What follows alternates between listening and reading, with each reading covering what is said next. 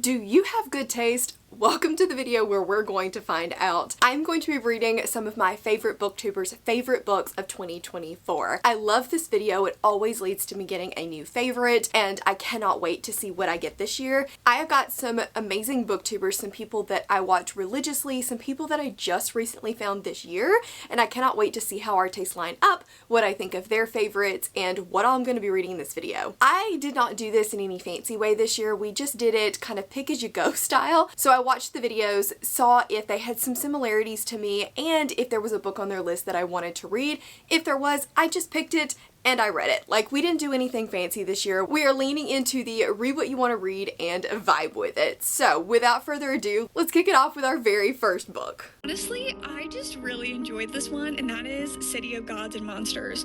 This one I found because of the fan art, and also people were like, oh, it's very like Crescent City. Good morning and welcome to Wednesday, January 1st. I cannot believe that we are already in 2025. I know you guys have heard that 100 times, but honestly, I'm so excited to be leaving 2024 in my rearview mirror and moving on to bigger and better things and bigger and better books in 2025. I have a lot to do today. We tend to do a lot of family stuff on New Year's Day, and so I think today we're gonna go over to my mom's. I think I told you guys that she and my dad have just recently moved. They're a little bit closer to me now, and they are getting unpacked and trying to figure out where everything goes. Oh, Wilder. So I've just been trying to be a good daughter and help her get moved and situated. So got my coffee. I'm gonna head over there. I think we're going to go to her house and let her cook like the traditional ham, greens, what is it, black-eyed peas and potatoes. I don't know what all that stands for. I only eat half of it, but I'm gonna go and participate. Other than that, I just need to figure out what book I'm gonna start 2025 with, which is a lot of pressure, and I have had massive decision paralysis. I don't know what I'm gonna read. I think what I'm going to end up doing is going with the book that I know that I have to read this month, which is City of Gods and Monsters by Kayla Edwards. This was on Destiny Sidwell's honorable mentions. I love the way she talked about it. She sounded like she had so much fun reading it, and even though it may not have been like the best literature that she had ever read, it was still such a fun time, fast-paced, and then everyone talks about Darian being like the best book boyfriend ever. So I desperately need to meet him. So that's what we're going to do today. I'm going to meet Darian, and I'm going to hopefully start City of Gods and Monsters, but I'm a little nervous about it. This one is the Not So Indie Archive pick, which is the book club that Cassie and I run over on our Patreons, so I'm hoping I can talk some people into reading it with me. I love just chatting about it live. It's so much fun. Okay, I'm gonna quit yapping. Got my coffee. Let's go get this day started. Yes, I need to take down my Christmas tree. I'm gonna do that this weekend. Just don't worry about it. Ignore it, pretend like it doesn't exist. I'm home and we had a really good day. We ended up not cooking because she couldn't find her pots and pans. So we couldn't really cook because there was nothing to cook with. I offered to come here and get my stuff, but she decided that she was kind of lazy. So we actually went and got Mexican food. But you know what?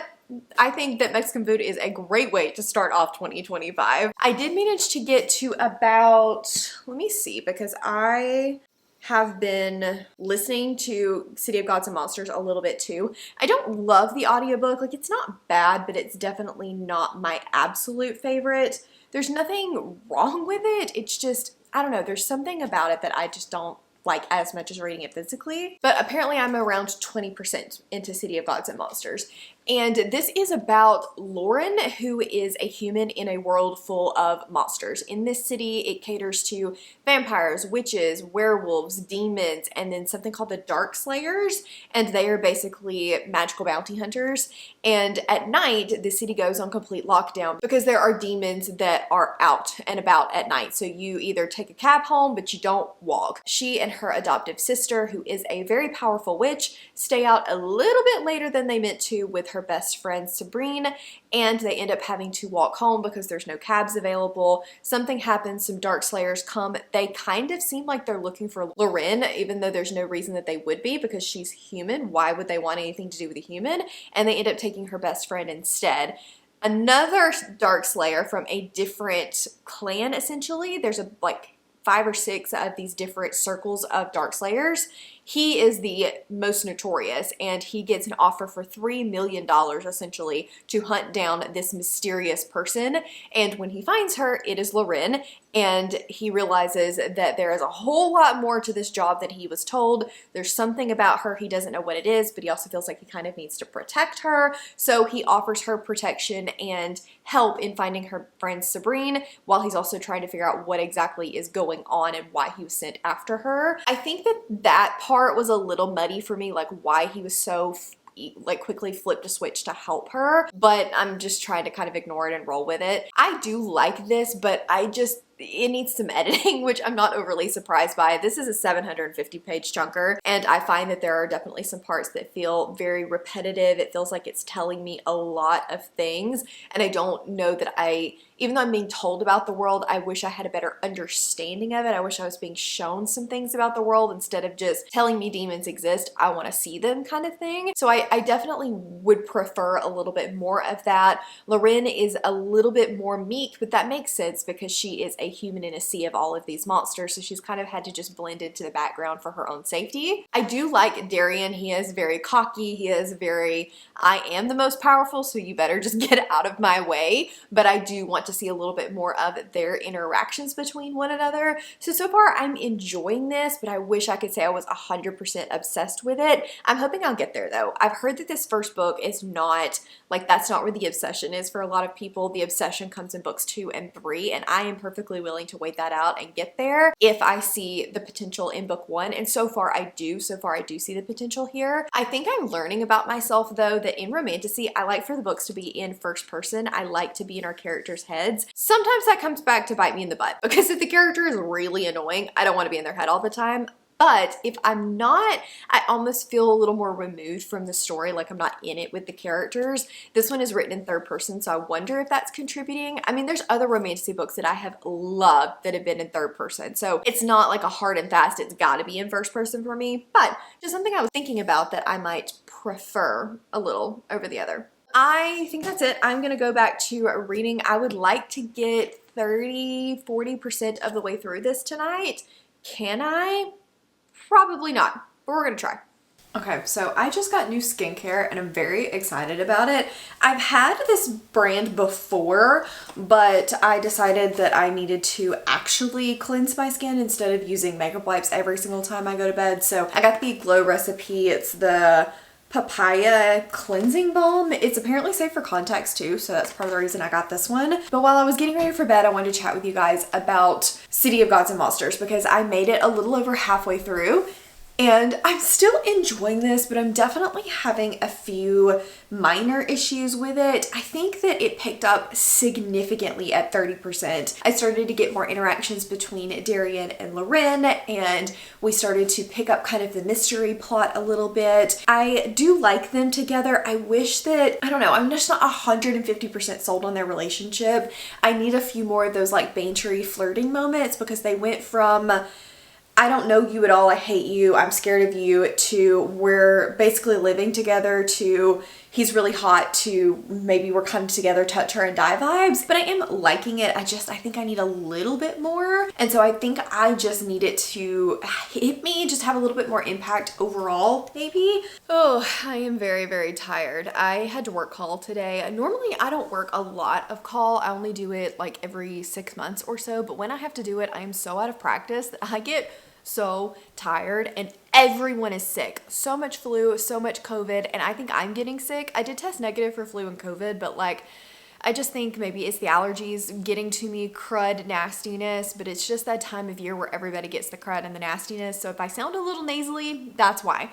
I did manage to finish City of Gods and Monsters though. It took me a whole lot longer than I wanted to for me to finish this book, and I still think I need to sit on my thoughts a little bit for it. I'm not really sure what I'm going to be rating this right now. I wish I could say that we started off this video with a little bit more of a bang, but unfortunately this one's not going to be a huge win for me. However, I do plan to continue because I've heard that this series gets a lot better as it goes, and I'm hoping it'll be another spark for me, a spark of the Everflame, where the first book I gave like a 2.5, 3 star. The second book was amazing. The third book was one of my favorite books of the year. I'm hoping that's what'll happen with this series because people rave about book 3, talking about how Darian is the best book boyfriend ever.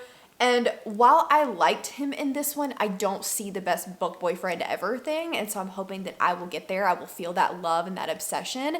He's definitely like a little bit more sweet, a little bit less hard and ruthless than I expected him to be. And maybe this is just my expectations on the book, but being like a Hellslayer, I expected him to be a lot more ruthless than he was. He went from killing everybody in a fighting ring to complete cinnamon roll a little bit too fast. And I think that's where a lot of my issue with this book came from, is character motivations just didn't really make a whole lot of sense. We weren't spending time on making things, not making things make sense, but just developing things. I felt like the world could have been so much better developed. It was there, it seemed really cool in the information that I got, but I just really didn't get a lot of depth. But then we would go on and on and on about boys being hot. So I just feel like the focuses were in some weird places for me. It almost felt like she was trying a little bit too hard on the romantasy front, but I also didn't fully believe it either. I also really didn't like Loren. I think that was part of my problem too, is she's just way too helpless. Everybody needs to fix things for me. I'm just gonna exist because I'm this poor pitiful human and I can't do anything for myself. And it's like, girl, you can find a way to protect yourself. You can find a way to exist in this world and be a badass, but you're choosing not to. And she pretty much stayed that way throughout most of the book. It got a little bit better at the end, but I needed her to have a little bit more agency, a little bit more backbone, question some things a little bit more, but she just existed for a lot of the book and then thought Darian was hot. And so I think that for me, this just needed a lot more editing, a lot more eyes on it to kind of help pick out those holes, pick out those inconsistencies, and strengthen things up a little bit. And I could have appreciated it and enjoyed it a lot more. And some of those things, like Loren not being my favorite character, wouldn't have mattered as much because the rest of it would have been tighter. And so it just ended up being 750 pages and it didn't need to be. So unfortunately, this one was not a huge win, but like I said, I will definitely be continuing because I'm hoping that we will get better as we go. For the people that are worried about this being too much like Crescent City, I can definitely see the inspirations behind it, but I think that they're different enough that you'll be okay. But it definitely does draw some pretty heavy inspiration from it, but that it did not bother me.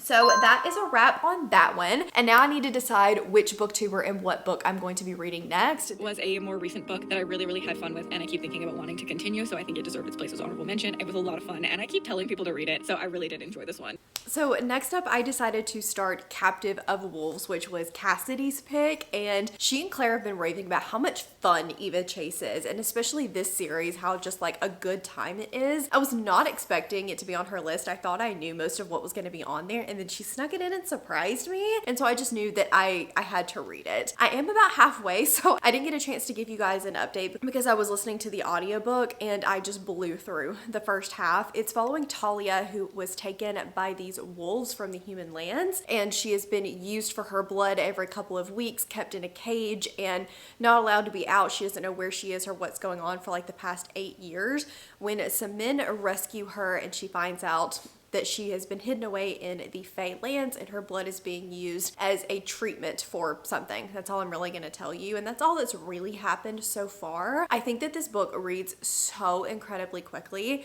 It is such an easy binge. I'm really enjoying the characters. I like how Talia, even though she has been in this horrible situation, she's still got a backbone. She's still got some fight in her. The differences between the different wolves and how all of their interactions are together. But I do wish there was a little bit more going on at halfway. We've gotten a little bit of information about the world, but plot-wise, there's just not a whole lot happening. She's kind of just getting to know these guys that she's living with and plotting her escape, but like nothing else has really gone on at the moment. We have gotten some romance. I do wish there was just a little bit more pining that we were getting to see before we got to that point, but overall, I'm being kind of nitpicky. I am still having a very good time with it. I think that, like I said, it's such an easy, fast, fun read. Okay, so I have finished Captive of Wolves, and I'm so glad Cassidy had this on her list because it was so much fun. It was just a good time. It was a lot of setup, and I do wish that a little bit more had been happening and that we had gotten a little bit more world building, just a little bit more of like the tension, but I think that she did a pretty good job overall of setting up all of the different relationships, all of the different men. This is not going to be Polly, but I still really like the way that she was interacting with all of them and their different personalities. personalities. I think they were different enough that that is a thing that really I have a hard time with in a why choose usually, is that the guys aren't different enough. But in this one, I think she did a good job distinguishing all their different personalities. It does give me Bonded by Thorns vibes. It's not as good in my opinion as Bonded by Thorns, but I'm hoping that it will get there. It definitely is not the same as Bonded by Thorns, but like the wolves and why choose and curse, all of that kind of stuff definitely reminds me of it. Talia is a different character. There's different situations on how she gets there and all of that stuff, but I don't know, it just kind of gives me those vibes. I think I'm gonna give this a 3.5 star. I had a really good time with it. It was so much fun and I would definitely recommend it. I just hope that book 2 gives a little bit more plot and world building along with the relationships, because I just need a little bit more from it overall. But I had a great time with it and I'm really excited to continue. So next up we're going to be going, I think, with Rachel from Raven Haired Reader.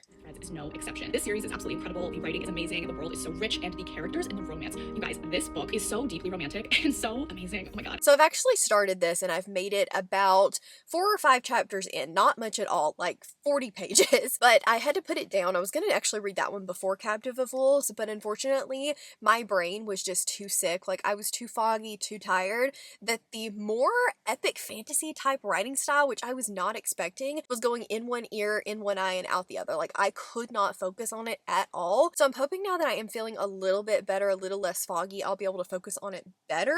I'm not sure if I'm going to go with the audiobook or not because it's Kate Redding. And in my brain, Kate Redding is like Wheel of Time, Brandon Sanderson, not young adult. So I'm not sure if I'm gonna love the audiobook. I will try it again probably, but I have the ebook ready to go. So far, my basic understanding is this is a world where there are jinn and there are humans, and basically the humans have kind of taken over and the jinn are not considered, like they consider the humans clay. They don't really want anything to do with the humans, but the humans don't really want anything to do with the jinn either. And we're following our main character who is a jinn, but is also possessed by the devil of some sort. I don't really know. She's working as a servant. She doesn't have to be working as a servant, but that was what she chose to do. And I'm hoping that I get a little bit better understanding of the world and the plot as we go on, because right now I'm a little bit confused and I don't know if I'm supposed to be or not. I think it may have just been me, and like the writing style and all of that is a lot more formal, a lot more pretty and lyrical than some of the more romantasy that's more fun that I've been reading. So I don't know if I'm gonna restart it or try to start from where I am, but I do definitely need to get a little bit better handle on what's going on, I think, to get full enjoyment out of it. Okay, so I looked and Rachel and I had 2 similar favorites, Quicksilver and Heat of the Everflame. She also had When the Moon Hatched on there, which I really enjoyed, and Reign of Shadow and Endings, which I need to continue in. So we had some similarities, but not just a ton of overlap on her list. So I am really curious to see how this continues on. Erin from Booked and Busy, I think, is the one that put her onto this book. Erin's list is not out yet at the time of me reading this, but I'm sure she's probably going to have it on her list as well. I think I need to give you guys a better synopsis for this. It's following Elise, and if you don't want to know anything about this book, skip forward about 30 seconds, but this is in the synopsis, so it's not a spoiler. But she is the long-lost heir to a jinn throne, and basically the heirs are given ice in their veins, even though I was like, wait a minute, this doesn't make sense because jinn are supposed to be like heat, but it does in context of the jinn that is the heir is given the ice in their veins because that's something that befell their ancestors, and it's supposed to show that they are the strongest and the most powerful because they can withstand this horrible thing. And she doesn't really want to be the heir. She doesn't know if any of her people are even still alive, but there is a prophecy that she is going to take over the human kingdom, and the humans and the jinn have basically been under a truce for many years, and the current king is terrified of her, so he is trying to kill her. And then we have the prince, the grandson of the king, and he is just pretty much completely taken with her after first meeting her, but he's not going to upset his grandfather's rule, but he begs and pleads and tries not to let him try and kill her, and that's kind of where I've left off. I am struggling with this one a little bit, which is really sad because I was just convinced I was gonna love it. I was like, if Rachel loved it and Erin loved it, like they have great taste, I'm gonna love it too. But at halfway, I am a little bored, and it took me until halfway to give you guys an update because I really just didn't feel like enough was happening for me to update you earlier. We weren't doing much. We're learning about Elise and her life and the troubles that she's going through, but it's mostly dressmaking and being a servant. And we're learning a little bit about like the culture and the world, but it's sprinkled in so few and far between that I feel like a lot of this probably could have been cut out. If the guy that we're getting the point of view from, the prince, is the love interest, which I'm assuming that he is, it's very insta attraction, insta love, at least on his side. And I was like, whoa, whiplash. That happened really, really fast. And so I don't, they haven't interacted enough for me to believe that that's going to be a relationship yet, but I'm hoping that we'll get there, because Rachel said that book 2 was so deeply romantic, so I'm assuming we're going to get there. They just really haven't interacted enough for me to feel that yet, but they haven't interacted enough, and that's very intentional. I'm super intrigued by the world. I think that the world and the magic system is really, really interesting. I think the heritage and the prophecy is going to be really interesting. The like devil that's kind of inside her and that riddle, I love all of that. And I also think that the writing is really, really beautiful, but I just need a little bit more to be going on. I need more to be happening rather than just day-to-day life stuff, because it just feels very mundane at the moment and I need more from it, but that could just be a me thing. I just wish it was a slightly faster pace. I did know that the first 250 pages were pretty slow though, like I was told that going in, so I'm ready to continue. I'm ready to love this book by the end because so many people rave about this series. So even if this first book is like a kind of win for me, I will definitely be continuing because everybody seems to love books 2 and 3. With that being said, I'm obviously sick. I have been fighting it. I was like, I'm gonna be fine. It's no big deal. We're good. And as the days have gone on, I sound sicker and sicker, but we're not gonna let that get me down. I am gonna continue. I am going to read some favorites this month. I want some favorites too, so ignore the snotty sounding. Other than being tired, I really don't feel bad. I just have a cold. Like, it's not COVID, it's not the flu. I just have a cold. I just don't like being sick, and I'm a little bit of a wuss about having a stuffy nose, but I'm generally fine, so don't feel too sorry for me, but maybe a little bit sorry for me. So this is what I woke up to this morning in my front yard. Like what? Listen, we live in Alabama. This does not happen. This is not something that we are at all used to, and I love it so much. Like, look, it's snowing. It's snowing. It's my favorite. I love it so much. We never get snow. Like, if we get any snow, it's a dusting to 1 to 2 inches. It is absolutely not this. Like, this is 3 inches of snow. I could make a snowman. I know I'm unreasonably giddy about this, but like, I love snow. I love snow so much. With that being said, I am stuck in my house, so I'm not going to be able to do anything but read today. So we have an official snow day, and I think I can finish maybe 2 books today. We'll see. Ollie's already been out in it. He absolutely loves snow too. The first time he jumped out in it, he was like, oh, absolutely not. And then once he felt of it for a minute, he got back out there. He doesn't have booties though, so, he does have them. He just won't wear them. So he doesn't get to stay out for very long. He has to come back in so his little toesies don't freeze. And then I let Wilder see it, and it's just fluffy water, so of course he loved it. I thought he was going to take off running across the yard and I was going to have to run and catch him. And Bryn said, oh hell no, and went back inside.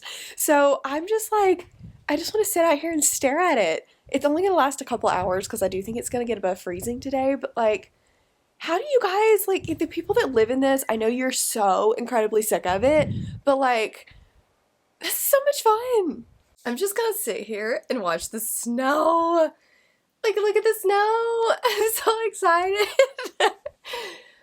Okay, but I do have an update for you guys because I finished This Woven Kingdom and I much preferred the second half of this. I think that the first half was just, I don't know, it's not that it was useless, but it definitely moved too slowly and I think could have been cut down.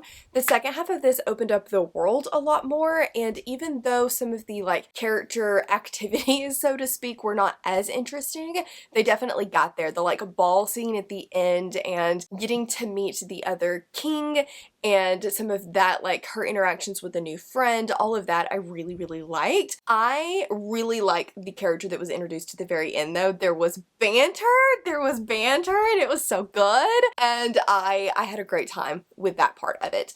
In the end though, this felt very much like a setup book. It didn't feel as much like a first book in a series. It felt like the first quarter of a book in a series. I think that a lot of it could have been cut down and there could have been more happening, but overall I did enjoy this and I will move on to the second book because I can see in the ending where this big adventure style thing is going to come from, where the romance could go, and so I'm excited with that. I'm excited to see where it goes. I think I'm going to end up giving this one a 3.5 star, 3 star, 3.5 star, somewhere around in there. I liked it, but it's not, I'm not completely obsessed with it yet. I'm ready to get obsessed with it, but I'm not quite there yet. So hoping that I will get there. I think this is my year of just letting myself like enjoy the first book, but be willing to continue if I can see the potential, and I definitely can with this one. So I don't know what I'm going to do for the rest of the day. I need to continue. I need to figure out what book I'm going to read next. But like, look at the snow. Look at the snow. Yes. So I have a couple of different options. Oh, somebody's out on a four-wheeler. Let me see what options I have and then I'll decide here in a minute. I have Honest Fiction and Blood of Hercules. I could do Tori and Fate and Furies. That might be a good one because today is going to be just like a sitting on the couch and rotting day for me. I may do some sprints later, so that one I want to read with my eyeballs. I don't like the narrator for the Blood and Steel series, so I may do that one. I have some options. I'm still waiting on 2 people to put out lists though, to be like fully figuring out what I'm going to be reading for the whole video. So I don't know. I think I'm gonna pop on some TV. I'm going to package Patreon bookmarks because I ran out of mailers, so I definitely need to do that. But like, it's snowing. Blacked out everything else while reading this book. It was all I could focus on. Hopefully you can't hear the air fryer going in the background. I tried to thaw chicken 3 times. One time I left it on the counter for a little while after it had been in the fridge. I know you're not supposed to do that. Then I put it in hot water, and when it came apart from being stuck together, it shredded basically. And then the next one I tried to thaw was apparently bad when I put it in the freezer, so that didn't work. And then the third one that I tried to thaw in the microwave, and I cooked part of it. So I think I finally have dinner in, but yeah, during that fiasco, I managed to get a pretty good way into Fate and Furies. This is the 3rd book in the Legends of Thesmar series, and I'm not going to give any spoilers for any sequels that are in this video, but this series is following Althea, who is a young woman in a world where there is a prophecy that if women touch any kind of weapon, then they're going to bring down the destruction of the realms. And they've been fighting against these shadow rays that are coming through what portals and through the boundary for years, and so they don't want any more trouble. So they basically made a law that says no women can touch a sword, no women can fight, and all Althea's ever wanted to do is be a warrior of Thesmar, which is like these ultimate warriors. She sets off on a mission to become a warrior of Thesmar, and in the process manages to get a very grumpy warsword named Wilder as her mentor. So it has mentor-mentee, it has strong female main character. There's also a really good like found family aspect to these books. I enjoyed book 1, but it definitely took me a little while to warm up to Thea. She read younger than I expected her to, and so it was a little bit of a juxtaposition between Wilder's like super broody macho guy to her like younger self. But by book 2 I was all in. I had a great time with the second book. It was a lot smuttier than I wanted it to be, but in the end I still loved the plot and their relationship, and it ended on a massive cliffhanger. So I was so excited to see this on Tori's list and think I can jump in. I also want to finish this series. It's a 4-book series because a spin-off series comes out at the end of January, and I want to be able to jump into that as soon as possible. So this one picks up a year later after Vows and Ruins, and a lot has happened since then. She's trying to grapple with the way that things ended, and she is, what do I want to tell you about this? She's basically on a mission. And I like kind of where we started. I do wish we had seen a little bit of that year and kind of that struggle. I think it would have helped understand where the characters are now a little bit better, but it didn't really bother me having a time jump. I'm loving being back in the world with these characters. We've already gotten some really, really good banter, but also some great pining, and I'm having a very, very good time and cannot wait to see where this book goes. I'm so excited. I think I'll be able to I'm about 30% of the way in, so I'm hoping I can get to at least halfway tonight, and then I can probably finish it tomorrow. These books read so fast, and it's only like 430 pages long. I have final thoughts on Fate and Furies. My plan was to update you guys at more like the halfway point, but honestly, I stopped about 35% because I went to buddy read, and then I went to pick this one back up again and just kind of binge through the last half of this book. I think this is my favorite of the series so far. I like the trial aspect to this that came in later in the book. We already knew that it was going to be coming, but like seeing it and seeing Thea go through it was so interesting. I think she did a really good job with that. I didn't know that I needed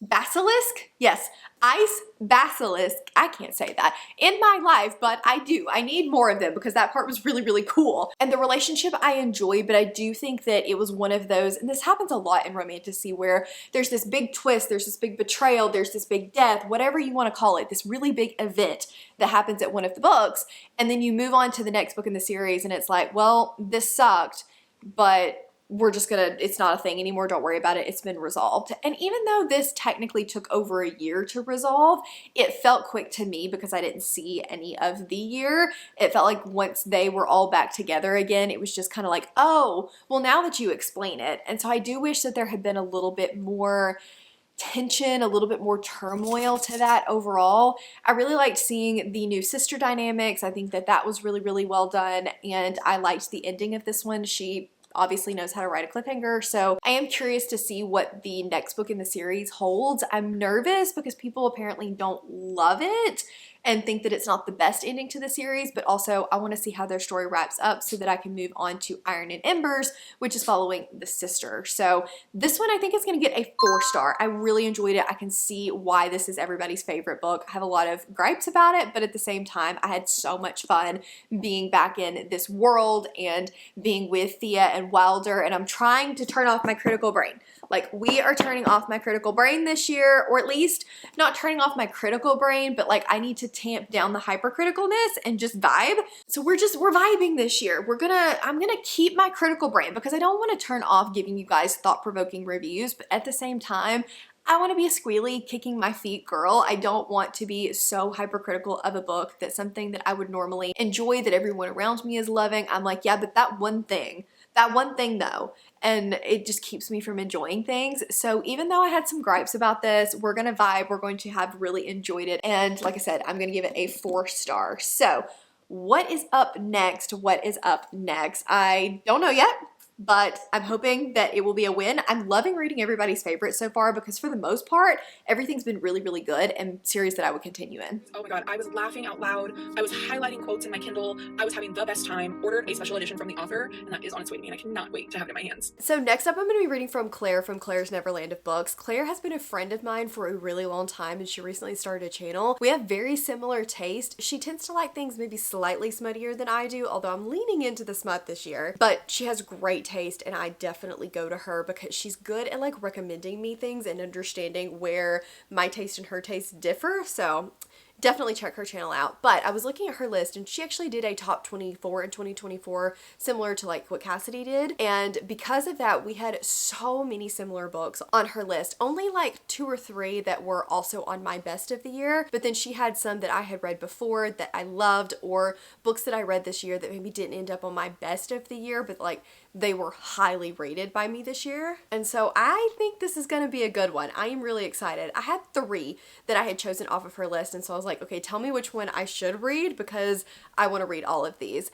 Empire, Flame, and Thorns by Marian Blackwood, Rabid by Ivy Asher and Raven Kennedy, I believe, and then Order of Scorpions by Ivy Asher as well. She said Rabid was like a fun time paranormal, but she thought the book that I would love the most is Empire of Flame and Thorns. So that's what we're going to be going with. Cass also really loved this one. We know I have similar taste to her, so I'm pretty confident that this is going to be one that I'm going to love. I have started this and I am about 25% of the way through. It reads so incredibly quickly. Like, it is so easy to just flip the pages and keep going. And I'm having such a good time so far.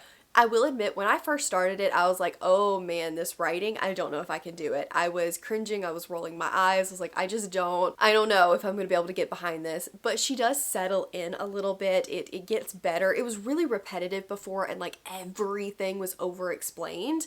Like I, as the reader, couldn't infer anything, and it was getting on my nerves a little bit. But as we've gone on, that settled down a lot because we have more dialogue and things like that. So she's not trying to, I think, fill space maybe. And I'm having a really fun time.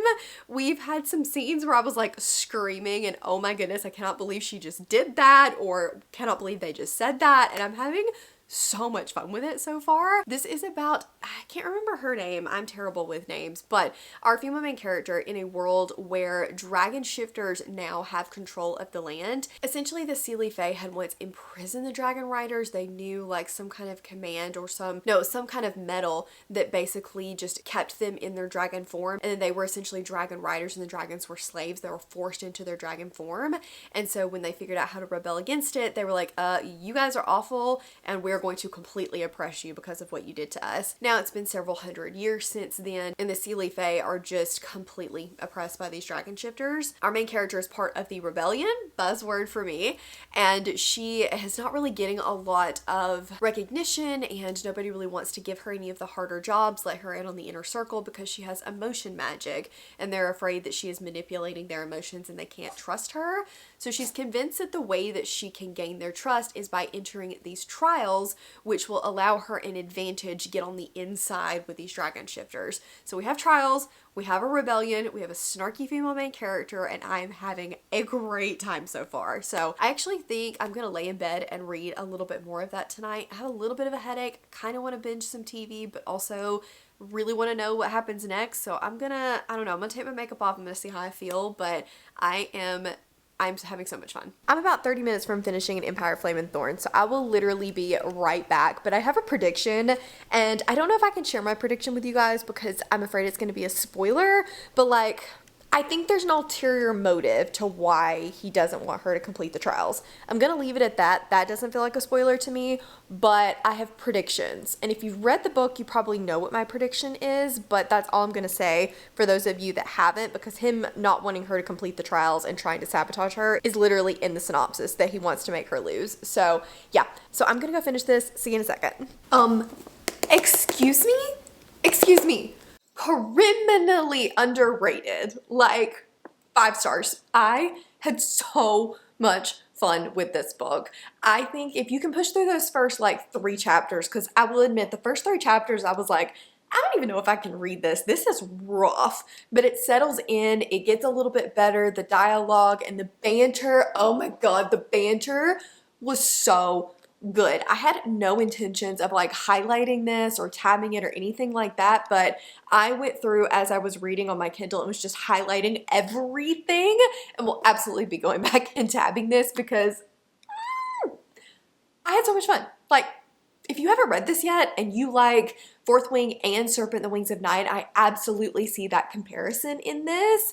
You need to pick this book up. We have enemies to lovers in the best way because they are enemies throughout this whole book. Like, even after we have a very spicy scene, they're both like, this changes nothing, we're still enemies. And I was dying. I was snorting, I was laughing, I scared Ollie at one point, like giddy. This was so much fun, and I cannot believe that I do not have the second book in my hands. Do we know if it's a duology or if it is a series? I'm not really sure, but for some reason I want to say it is a duology. And like the way this ended, yes, I'm so ready for where the next book is gonna go. Like, incredible, amazing.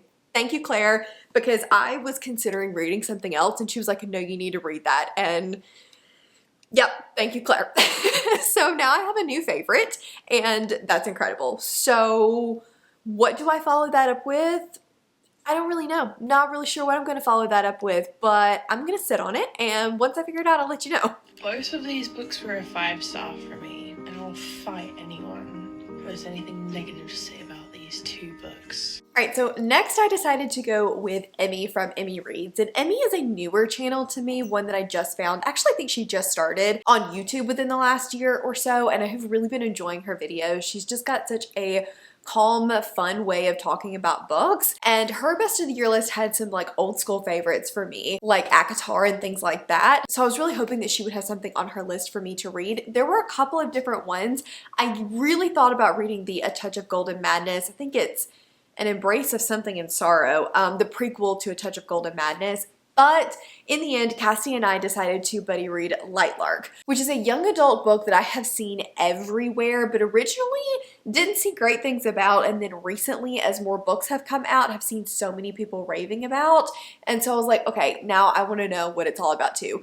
All I really knew going into this was that it was young adult, it had a love triangle, and that was pretty much it. This is set in Lightlark, and it is a place where all of these different realms have been cursed, and they all have different curses and powers. So for example, the wildlings are cursed to survive off of human hearts, and there are some that can only go out in the daylight and some that are cursed by the moon, and it's just really interesting how all of their powers and curses go together. But essentially they all like broke off into their separate kingdoms. They come together once every, I think it's 100 years, and try to figure out how to interpret the prophecy and break the curse. And we have, I believe her name is Ilsa, and she is the heir to the wilding realm, and she is now going to compete in the Centennial, and her guardians had a plan for her, but she's got her own plan. She's going to do her own thing and try to figure out how to break these curses. It has some like trials. It's described more as a game, but it definitely has a trials aspect to it. I'm having a lot of fun with that, and I'm finding all of that to be really, really interesting so far, but the writing is extremely repetitive, so it's taking me a little bit of time to be like, wait, I've already read that. I've already read that like 4 times. It is getting better as we go on, but it's definitely still very noticeable, so I hope it continues to get better. I need there to be a little bit more romantasy though, because what I think is one of the love interests is really, really interesting, and I'm really enjoying him, but I need there to be just a little bit more. Overall, I am having a good time with this. I'm excited to continue. I'm about 120 pages in. My camera battery is gonna die, so I'm gonna go charge that, and then we'll come back and chat a little over halfway. So Cassie and I finished our buddy read of Lightlark, and I think I'm gonna settle on a 3.5 for this one. I ended up really liking like the world and the trials aspect to it. I thought that that was really interesting, really unique, the different curses and how the curses corresponded to their powers, and them trying to figure out how to break these curses and how all of them had to come together and one kingdom had to die. Like all of that was really, really interesting, but I definitely found that there were a few inconsistencies like logic issues and things like that I had some trouble with. For the most part though, I think that they're just, the characters needed a little bit of work. Grimm needed more page time. Like I was very interested in him and their relationship and their dynamic, but he's only around her for 3 or 4 chapters, and I get why when we got to the end, but it still wasn't enough. And then the other part of the love triangle, Oro, definitely got more page time, and even though him as a personality I didn't like as much, I liked that they interacted. So I think that in the end this one just needed a little bit more on the character front and pull back a little on some of the repetitiveness, and not pull back on the world, but a lot of it was explained multiple times, and I feel like that page time could have been given to the characters and keeping me like intrigued throughout. I liked the way that it ended. There were a couple of things like the big twist and things like that I did really enjoy. There was some betrayal, but I think that there was one little bitty thing regarding the romance that kind of felt like a cop-out to me. It was a little bit annoying. So yeah, there were some minor things that I didn't love, but some things that I liked as well. I don't know though if I'm going to continue in this. Originally I was like, yes, I'm going to continue. I liked it well enough to go move on, because book 2 apparently is where it gets really, really good. But then I looked into the reviews on book 2 and exactly what it was, and the fact that this was going to be a 6 book series, and I don't know if I can make that kind of commitment.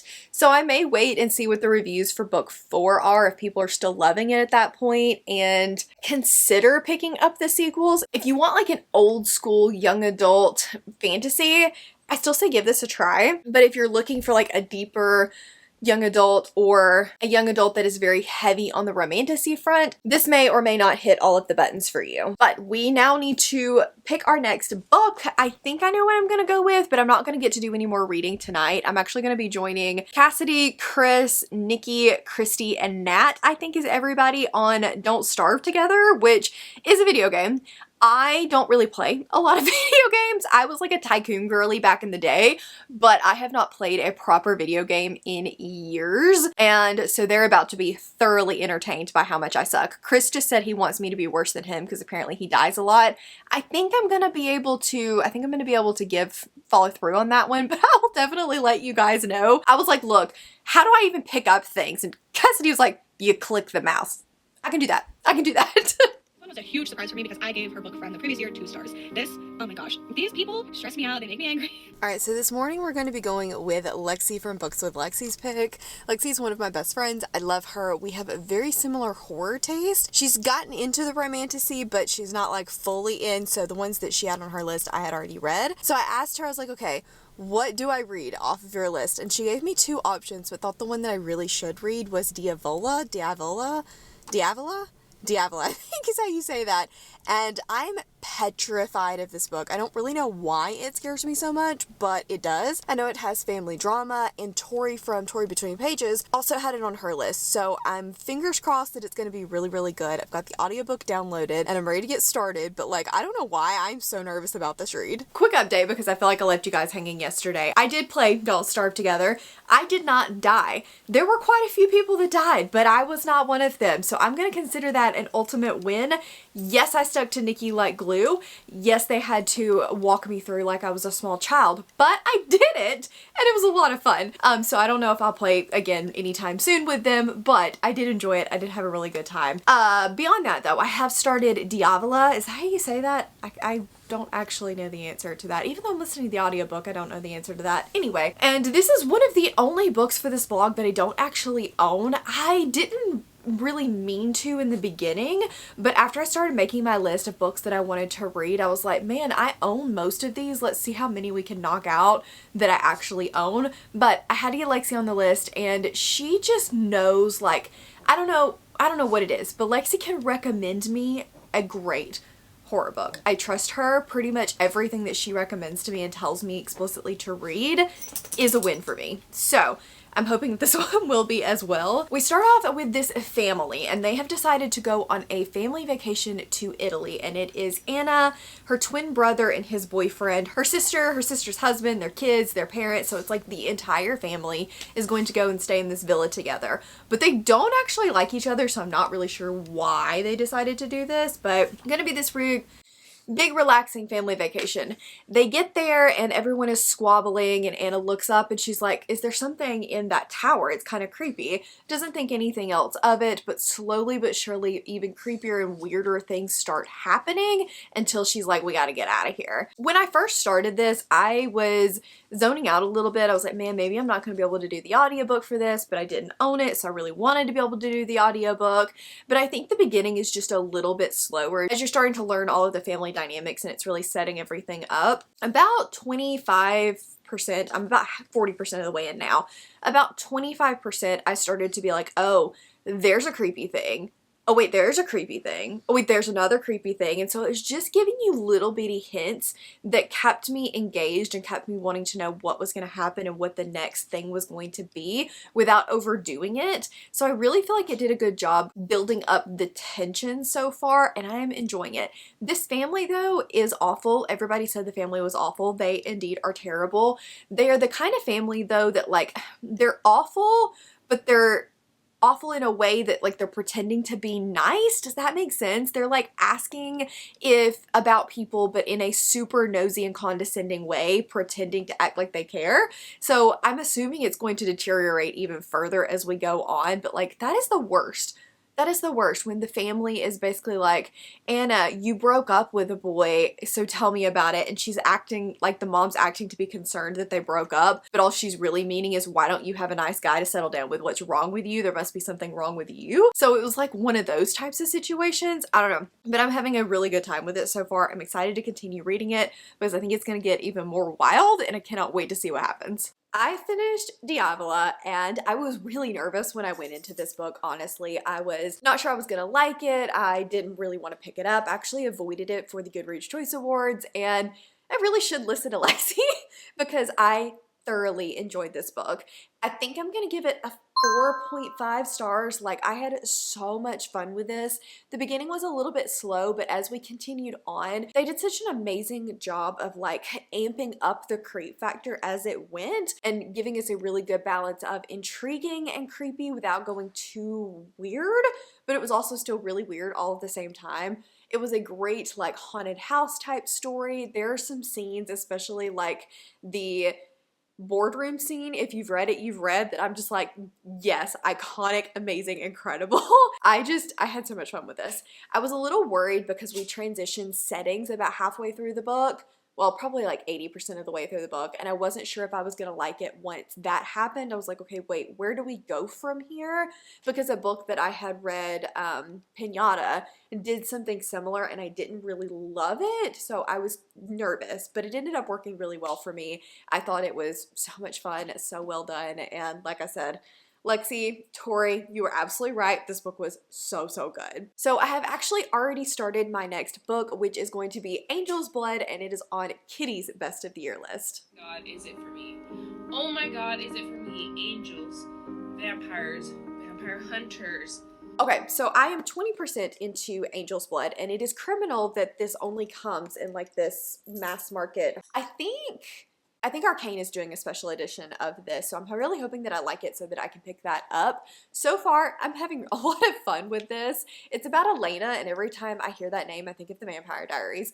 But it's about Elena, and she is a vampire hunter. She has the ability to scent vampires, especially the older ones. And vampires are created by angels. So like, the angels will basically gift people immortality, but in order to get immortality, they're slaves to the angels. They have to do whatever the angels say. So they're like trading dying for servitude, essentially. And I just think that's a really cool concept. Sometimes they decide they're tired of that and they want to escape, and so she's sent to basically hunt them down. She's a vampire bounty hunter more than even just a vampire hunter, to take them back to their angel masters. Because she's so good at her job, the Archangel Raphael enlists her to help hunt down another archangel. We don't really know much about him. We don't know why she's been sent on this mission, but she's basically told either do this or you die.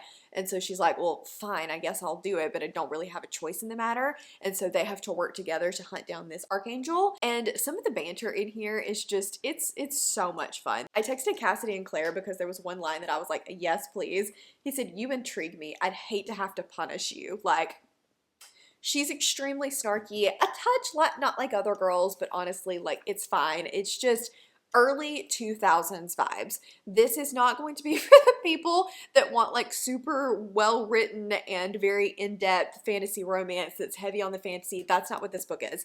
This is corny, cheesy, but so much fun. Like, some of the descriptions in here of him and the way that he makes her feel are just, they're extremely cringy. I'm going to fully admit that it is cringy. Yet, for some reason, it's just, like I said, it's just fun. I'm just having a silly goofy time and enjoying it thoroughly.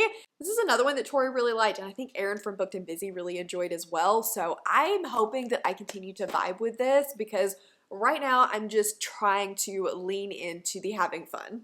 All right, so 50-ish% into Angel's Blood, and I'm still having a good time with this, but I definitely see the differences in like trends and the way things are written between when this was written versus now. But also, so many things haven't changed too, which is kind of fun to see. I can absolutely see the Crescent City inspiration in this. It's not exact by any means. There's a lot of differences, but just like you can see where it came from, and I think that that's really cool. I will say though, some of the like sexual moments can be a lot, and some of them were pretty cringy. At one point it was described as petting him, which, like, valid, but felt a little bit weird in the context of what they were doing and talking about. But I am enjoying the banter. I stand by Elena not being like other girls, and sometimes it feels a little bit overdone, but also I'm still just trying to not ignore it, but like just roll with it, because overall I'm having fun with this. And the fact that we're talking about sex a lot is mostly because of the nature of the story. That is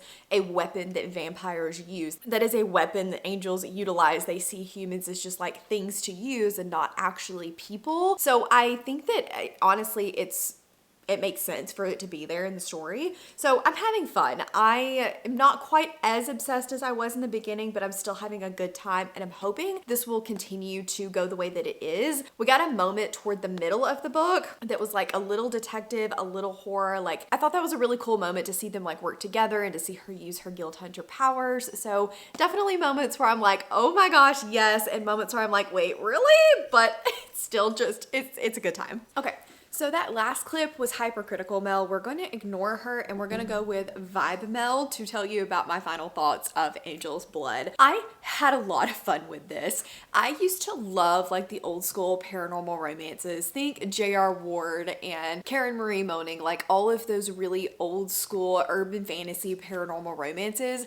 They're what got me back into reading in my teenage years. And so I just decided to embrace that, go back to it, live in the nostalgia, and just enjoy this book. And I think I was able to really do that in the second half. It leans a little bit away from some of the more sexual innuendos and power plays and things like that. And the second half leans more into the trying to find this angel and kind of their banter and relationship and some of the other interpersonal relationships, which I really, really liked. I just thought this book was fun. So it's not going to be for everybody. I think Kitty said that. It's definitely going to be for those girlies that don't mind a little bit of cringe and a little bit of like leaning into that old school style, but at the same time, I had a lot of fun, and I'm going to be giving this a 4-star. I'm really, really glad that I read it. I will be continuing on in the series. I think there's a special edition coming out of this year, and I'm excited that I really enjoyed it and am able to pick that up. So we are probably going to do 1, maybe 2 more books for this vlog. I haven't fully decided yet.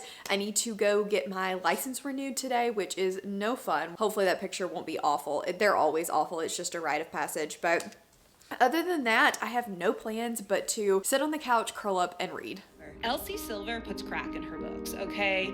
I am yeehawing right into these books. You remember that reading I was telling you guys that I was going to be doing all day? Well, I have decided to go with my last book, which is going to be Flawless by Elsie Silver. This was my pick from Mariana's list, and she is a TikToker that recently started a booktube, and I'm so glad to see some of these TikTokers coming over to booktube because I need more romantasy girlies in my life, and she has some really fun romantasy taste, but she had a lot of good things on her list. I decided to go with Flawless. She actually had Heartless on the list, but definitely said that she enjoyed the whole series, and oh my god. I feel like I have enjoyed books.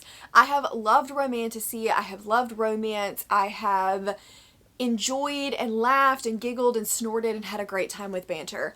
But this may be the first time that I have ever truly experienced giggling and kicking my feet, because like I am having the absolute best time with this book.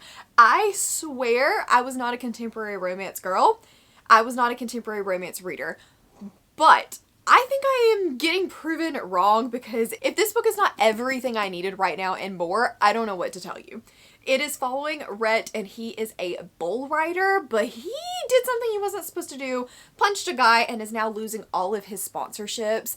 And then Summer is the daughter of the talent agency that is representing Rhett, and she just recently graduated from law school. She's trying to learn the ropes in her dad's company, and so he gives her her very first job, which is basically to be Rhett's babysitter, make sure he doesn't get in any trouble and doesn't make matters worse while they are trying to save his image. And I cannot with these two. He is so gloriously grumpy, but in the best sad boy kind of way. And she is just a really good balance. She's very snarky. She and her dad have that kind of relationship, and so she doesn't really know how to turn it off, but she's also trying to be professional. And like the moments between these two, they're not even a couple where I am. They're not even a couple yet. But the moments between these two, I am dying. I am literally dying. At 28%, I had laughed, I had snorted, I had yelled, and I had teared up. I'm not a tear up kind of girl. I don't tear up at books. This book had made me tear up, and it wasn't even anything sad. So like, excuse me. I don't know what to tell you, but like, exactly what I needed. Highly recommend so far. I have now gone and bought the rest of the series, so that will be to me next week. Are we gonna binge this entire series? It's definitely possible. I finished Flawless, and I had so much fun with this book. Oh my gosh, like Summer and Rhett are amazing, incredible. Like the support for one another while also being snarky was just impeccable. I think Mariana said she would yeehaw like right into these books, and I 100% get that. Like incredible, amazing. The smut scenes, they got hot and heavy when they started, but they are, this woman knows how to write some smut, I'm just telling you. I can't get over how much I enjoyed this. Like I'm shocked. Like I'm absolutely shocked and incredible and amazed and like, okay. Yeah, I'm gonna quit waving the book around. This was 5 stars, obviously, and I cannot wait to be living, thriving, kicking my feet, giggling, screaming, throwing up in my cowboy romance era. Like, how did we end up here? I don't know, but I'm so excited to be here. So not only did Booktuber Favorites give me one new favorite book, but this year it gave me 2 books that I absolutely adored and some really, really solid wins as well. So our streak continues of me finding a new best of the year in Booktuber Favorites, and I can't get over it. Like, so good, so amazing. I don't know how to move on from this. I don't know what I'm going to be reading next, but we'll cross that bridge tomorrow. I think I need at least like a business day to recover from this potentially. But anyway, leave me a rose for Flawless if you guys were just here and hanging out. Thank you so much for watching. I hope you grabbed your popcorn because I know this ended up being a long one, but thank you so much and I will see you guys in the next one. Bye!